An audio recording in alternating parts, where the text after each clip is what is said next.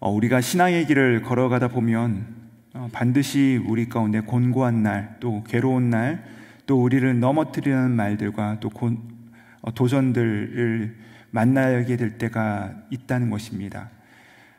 그 대단한 사람들도, 그 대단한 믿음의 선진들도 사실은 이런 고난과 어려움과 우리를 넘어뜨리는 사항들을 마주했을 뿐 아니라 심지어 오늘 우리가 함께 이 말씀을 나누고 있는 예레미야조차도 그의 부르심의 소명을 따라 살아갔지만 도리어 자신을 비난하고 조롱하는 상황들 가운데 그의 마음이 무너진 상황을 오늘 우리가 마주하게 된다는 것입니다. 그렇다면 그가 어떻게 이런 고난과 그의 소명의 삶을 방해하는 세력들을 이겨낼 수 있었는지에 대해서 오늘 말씀을 통해 함께 살펴보도록 하겠습니다.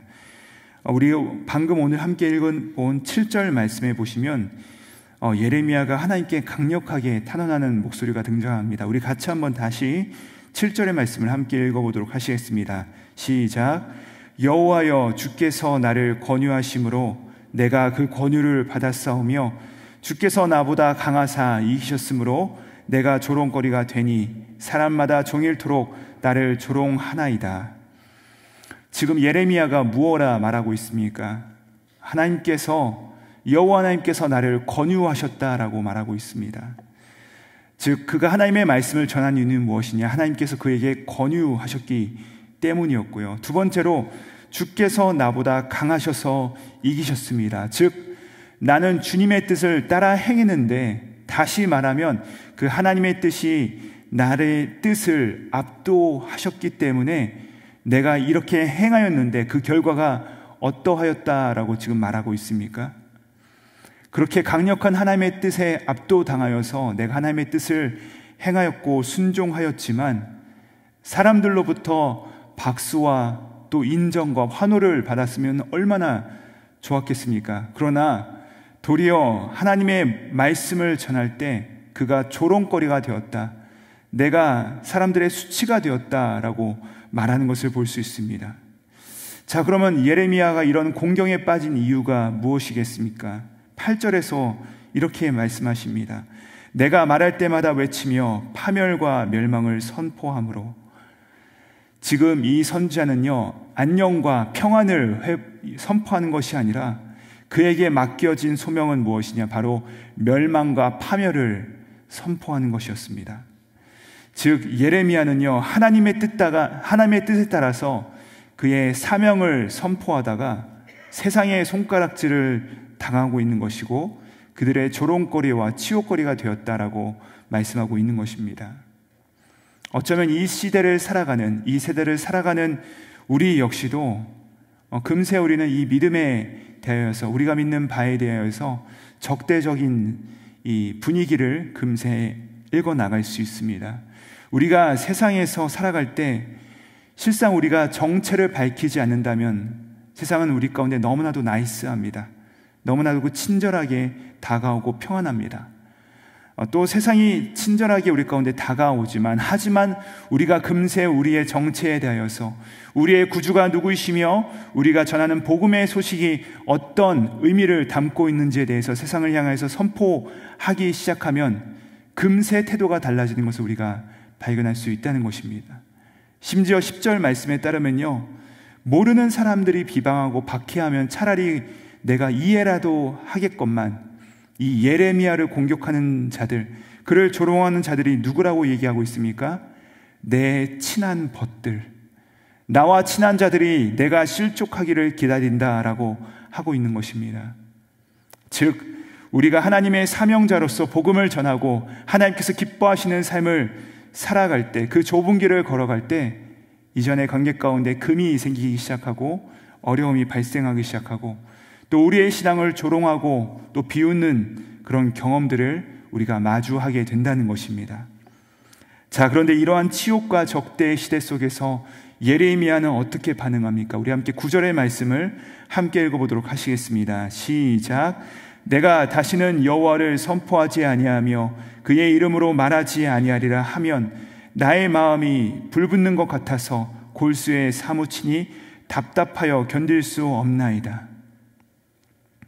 사랑하는 여러분, 세상에서 우리가 아무리 치욕을 당하고 답답한 일을 당하고 또 심지어 협박을 당한다 할지라도 중요한 것은 무엇이겠습니까? 내 안에서 불이 활활 타오르기 때문에 여호와 하나님의 말씀을 전하지 않고서는 또 그분께서 원하시는 바에 따라서 순종하며 살아가지 않고서는 너무나도 괴로워서 견딜 수 없다는 것입니다. 사랑하는 여러분, 우리에게도 이 활활 타오르는 이 복음을 향한 열망과 이 하나님께서 기뻐하시는 삶을 향한 사모함이 있으시기를 주님의 이름으로 축원드립니다. 그렇습니다. 교회와 신앙을 향하여서 또 우리를 향하여서 박해하고 조롱하는 시대 가운데서 우리 가운데 정말로 필요한 것은 무엇이냐? 바로 이 불과 같은 성령님으로 충만하지 아니하면 우리가 결코 이 시대를 하나님께서 원하시는 바에 따라서 순종하며 살아갈 수 없다는 사실입니다.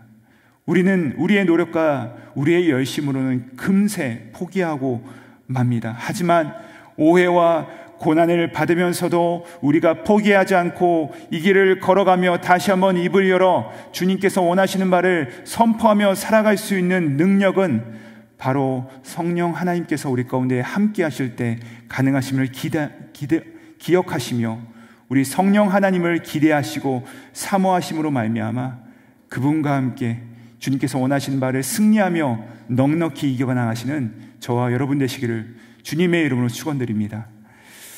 또한 여러분, 우리가 주와 복음을 위해서 이 고난과 어려움을 마주할 때 기억해야 될 사실이 있다는 것입니다.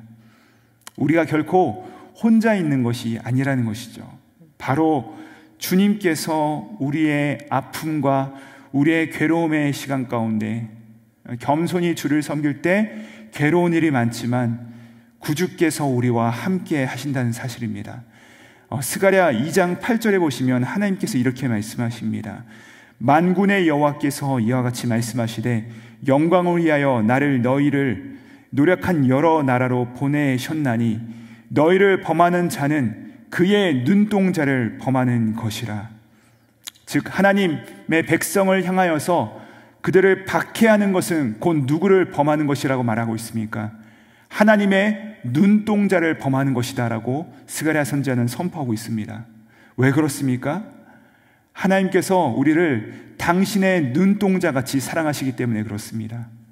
또한 그뿐 아니라 사울이요, 이 다메섹 도상에서 하나님의 교회를 박해하기 위해서 그 길을 떠날 때 예수님께서 나타나셔서 그에게 뭐라고 말씀하십니까? 사울아 사울아 어찌하여 내가 나를 박해하느냐? 사울이 묻죠. 당신은 누구십니까? 나는 내가 박해하는 예수라. 사랑하는 여러분, 기억하시기 바랍니다. 우리를 향한, 또 이 시대 교회를 향한 박해는요, 우리 자신을 향한 박해가 아니라 바로 하나님을 향한 공격이요, 예수님을 향한 박해라는 사실입니다.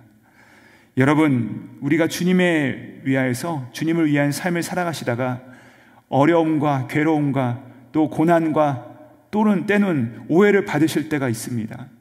그러나 그때 바로 그 순간에 하나님께서 또 우리 예수님께서 우리와 함께하고 계시며 우리의 고통의 순간 그 현장 가운데서 우리와 함께 고난을 받고 계신다는 사실을 기억하시기 바랍니다.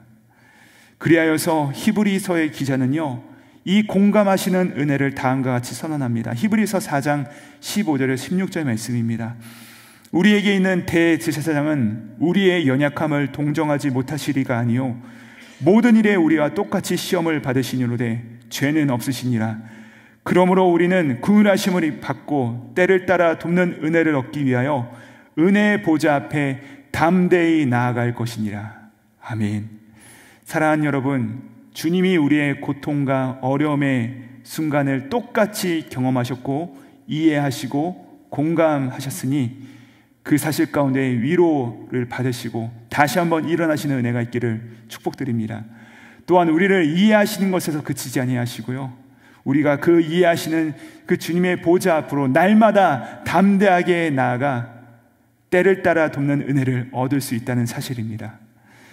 사실 예레미야도 그가 감당할 수 없는 그런 고난과 박해 가운데서 이 하나님을 찬양하며 기도하는 모습이요, 이 11절부터 13절까지 나오는 것을 우리가 볼 수가 있습니다. 여러분, 우리가 예수님을 믿고 성령님을 따라 동행하는 삶을 살아갈 때 항상 기쁘고 또 순풍에 돛을 단듯이 정말 항상 순양하면 얼마나 좋겠느냐마는 실상 이 파도와 거센 바람이 우리 삶 가운데 다가오는 것을 우리가 경험할 때가 많다는 것이에요. 그러나 사랑하는 여러분, 바라고 소망하기는 괴로움의 순간 가운데 우리가 좌절하거나 무너지는 것이 아니라 도리어 예레미야처럼 이 하나님을 찬양하며 기도하시는 은혜가 있기를 축복드립니다.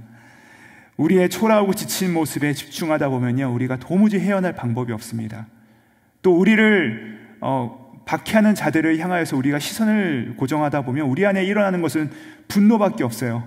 하지만 나로부터 또한 우리의 대적들로부터 시선을 옮겨 하늘에 계신 하나님을 바라보기 시작할 때 바로 거기로부터 구원의 은혜가 임함을 경험하시기를 주님의 이름으로 축복드립니다.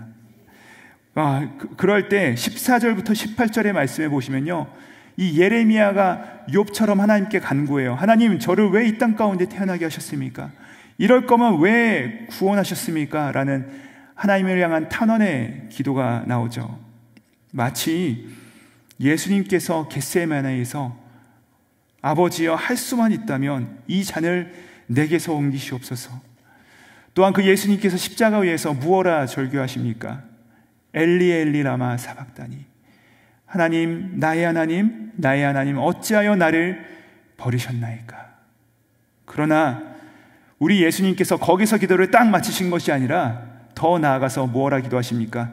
겟세마네 동산에서 그렇게 기도하신 후 하나님께 잔을 옮겨달라 하지 아니하시고, 그러나 나의 원대로 하지 마옵시고 아버지의 뜻대로 되기를 원합니다.